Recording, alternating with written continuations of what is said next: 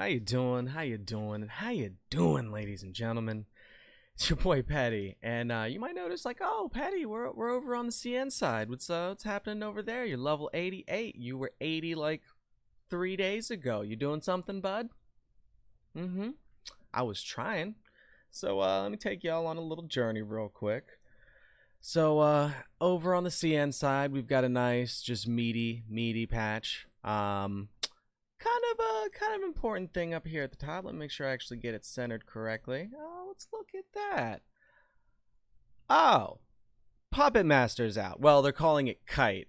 So it says the following is the content of this update. New career, Kite mysterious debut. The descendant of the White King, Si Yi Yuming's trip. I'm sorry for that. Its name is Kite. The kite who pulls the paper. It's bind his life, change the sun, the moon, the stars, and is the enemy of the kite. Okay, I love these translations. Trapped in the heat, exhausted, and finally unable to escape the bond of life. That is a lot of beautiful words for a class that's kind of fighting with paper. Like, one of his attacks just looks like a bunch of cards raining out. Like, he's a card bender. I've been, there's watching too much Avatar. But so this class is out, and one of the things that they mention right here is that you have to be level 90 and complete all the story stuff up to level 89. It's like, okay, no problem. Actually, that's gonna look awful there. Let's go ahead and just bring that back down. So your boy has furiously been grinding this afternoon to try and hit 90.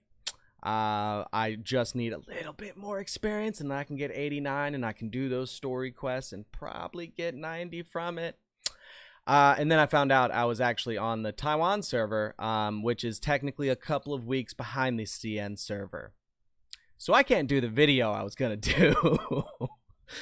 But since it did come out today, we have a lot of new information. We're going to be able to go over and kind of talk about everything that we know so far, and kind of go from there. And I'm going to do my best to try and get some good, accurate information. But we got a little bit to start with, and can talk about some stuff. There is a video. I'll put a link to the description down below where you can see all the skills. We're kind of just going to talk about them today. So we're going to go ahead and just go into training real quick, so that your boy can pop open Notepad and start reading some stuff off. Sound good, everybody? Sound good? Good. All right, so a couple of things right off the top, before we get into all the skills and what we know so far, is that it's essentially a debuffer and damager class.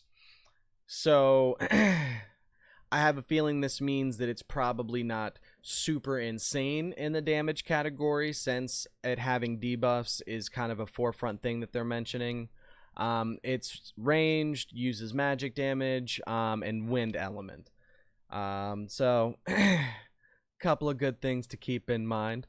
When we're getting into the skills, one of the things that I kind of want to touch on is that it is slightly like if you played any of the Naruto fighting games, and you had homie in there with the puppet.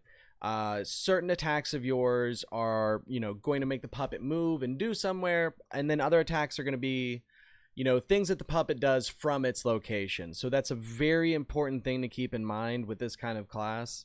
So I just wanted to touch on that before we start getting into the skills and everything, because I took a couple of notes. I've got the translations for what the skills are, and then just some like little tidbit notes I got from watching some of the class skills and videos and everything like that. So first one's going to be Soulthorn. Puppet launches a heavy blow, throws a paper gun to pierce the target, causing magic damage to up to 5 enemies around the target, returning 0.3% of the metamorphosis value. This skill has a 30% probability to reset the broken army cooldown, and make the next army cooldown 20 sec or increase damage by 20%. And it's on a 5-second cooldown. I want to say the first skill is up pretty fast, and it sounds like something's happening from your puppet. But from all the videos I've seen, the paper gun directional thing that shoots out comes from your character. So that's definitely good to keep in mind. Second skill, breaking the military, or broken army, I'm guessing, because it just mentioned it in the skill above, broken army. Kite manipulates puppet. Confucianism to form. All right, manipulates the puppet's Confucianism to form a spike that penetrates the the current target, causing magic damage to up to 5 enemies around the target and recovering 1% of the metamorphosis value. The skill's a 20% probability of triggering the latter skill's rejuvenation cooldown by 30%.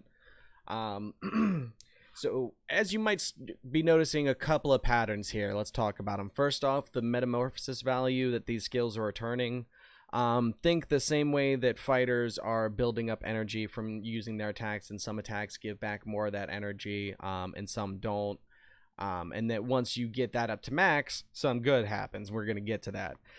Second thing is that there's a really interesting thing basically built into all of these skills where they have interactions with other skills by either buffing them or reducing cooldown. And that's a pretty common theme for all of them. And I think that's a really cool design, because there's only about like 5 active skills you're using with this class.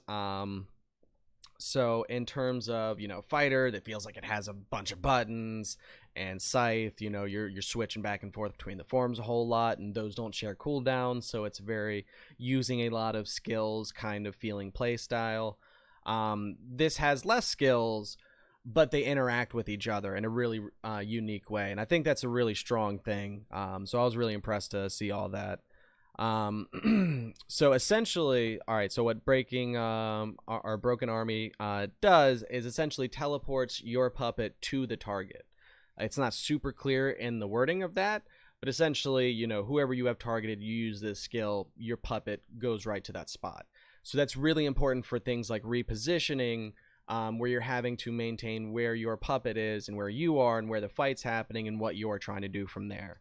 Cool thing that leads into why that's important. Skill number 3, reincarnation, basically sends the puppet into a round thorn spin at high speed and continues to cause magic damage to up to 5 enemies around this spinning ball of death. And it doesn't seem to go a super far distance. So you want to make sure that when you're using an attack like that your puppet is exactly where you want to be, and it's going to move in the direction that you want.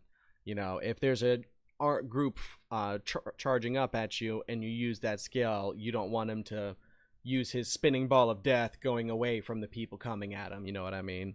So just important things to keep in mind with a class like that. With a class like that, I'm gonna say that 1,000 times like this.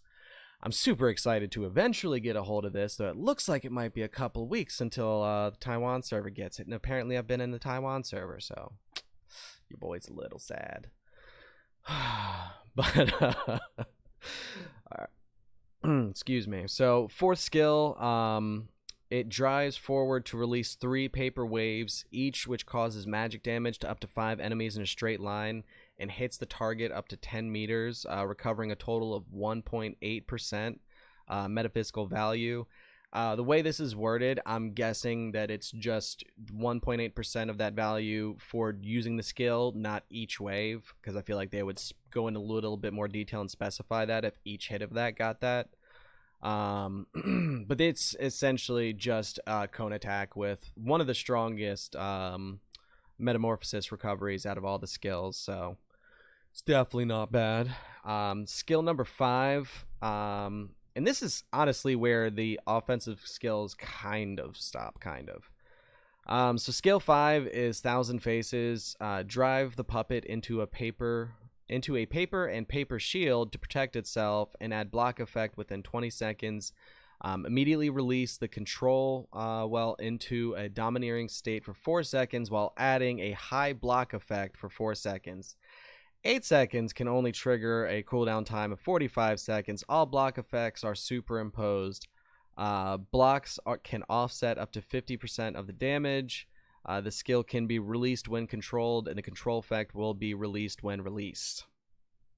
That hurt your brain? Because it hurt my brain to read that. So essentially what this is a defensive buff that will break CC and reduces damage.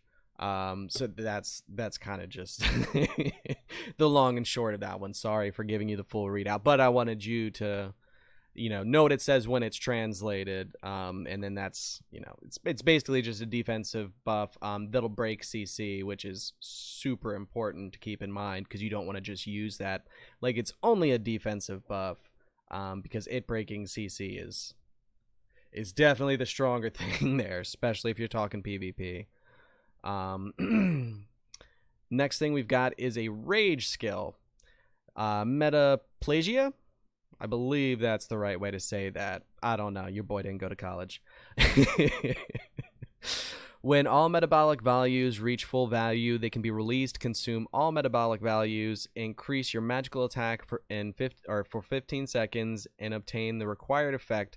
In the metamorphosis state, the soul thorn will add a fatal effect to the target, and the metamorphosis value automatically recovers 0.3 per second for 6 seconds. This skill can be released, the control effect when released when it is controlled.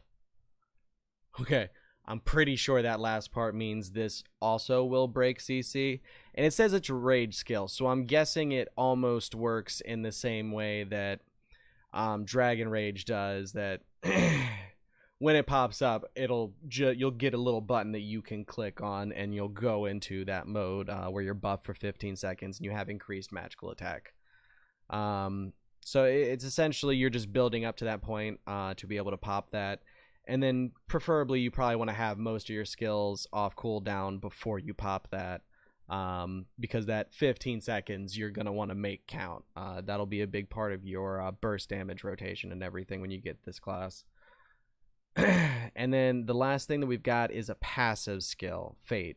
Passive skill, Fate Mark will reduce the target's physical and magical defenses.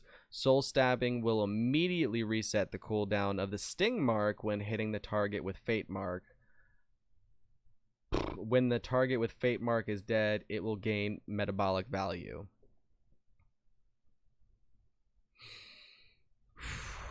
So I believe that Fate Mark is coming from the base attack. We actually don't have a translation of what the just basic attack is and what that's supposed to be doing. And if there's anything being attributed to that, or if your base attack, puts on this passive effect, and all of your other attacks also have a chance to be applying this passive effect where you're reducing physical and magical defenses. So that sounds pretty cool. But unfortunately, since your boy wasn't able to get into CN, it's about all the information we got right now, boo. So if any of you guys out there are CN players and everything, if you could join my Discord and send me any and all clips or screenshots, I need some information. Because it looks like it'll be at least a couple of weeks until I'm able to do anything with them in the Taiwan version. So rip to your boy. But I appreciate you guys. Thank you so much for stopping by today. And you have to catch your boy in the next one, because we out of here. Deuces.